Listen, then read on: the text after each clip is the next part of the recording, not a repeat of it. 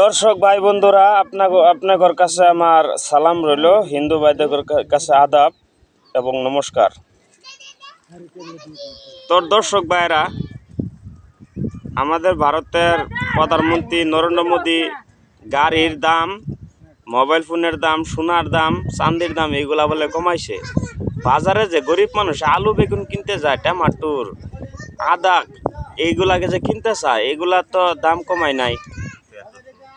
পেঁয়াজ রসুন এগুলা তো দাম কমায় নাই।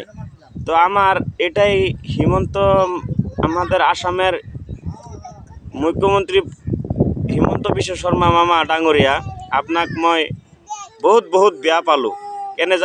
কেনেকে জানে আপুনি এইটো কথা চিন্তা কৰকচোন যে অসমৰ মানুহৰ পৰিস্থিতি কেনেকুৱা চলি আছে, বানপানী হৈ কিনি কেনেকুৱা চলি আছে, আৰু আপোনালোকে চৰকাৰ মিলি পেলাই আপোনালোকে সোণা চান্দিৰ দাম কমাইছে আৰু গাড়ীৰ দাম কমাইছে, এইবিলাক দাম কমাইছে।